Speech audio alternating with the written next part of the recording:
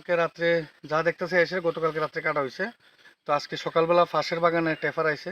টেফার আমার পরে আমার ফোন করছে, ফোন করে কইতাছে তুমি কই আছো, তোমার বাগান তো গাছ সব কাটতে কাটতে ফেলা রাখছে কি জানি। সকালে আইলাম, এসে দেখলাম এই কন্ডিশন। আপনার কোনো পার্টির সাথে সঙ্গে কোনো যুক্ত আছেননি? না, আমি পার্টি টাটির লোকে নাই, আমি সবাই লোকে মিলেমিশে চলার চেষ্টা করি।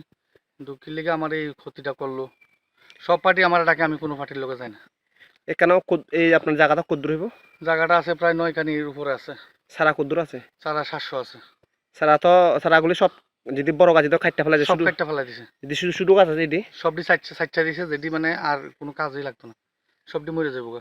সবটি এক হাত দেড় হাত করে সব পুরা সাইডটা দিছে।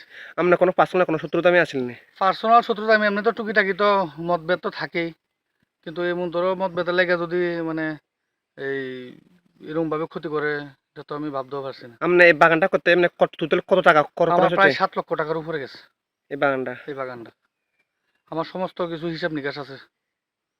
জীবনে এইটাই আছে, বেকার পোলাপান। 2012 সালে বিএ পাস করে বাড়িছি, চাকরি বাকরি নাই, কষ্ট মষ্ট করে এই বাগানটা করছিলাম।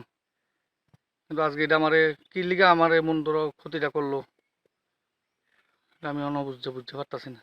থানাত কোনো এফআইআর টেফআইআর করেছেন আপনি? থানাতে এফআইআর করুম, জামুকুন যায় সেটা এফআইআর করুম। আপনার পরিচয়? আমার নাম পরিতু সাহা, দক্ষিণ চেলাগাং লিলনগুলি আমার বাড়ি।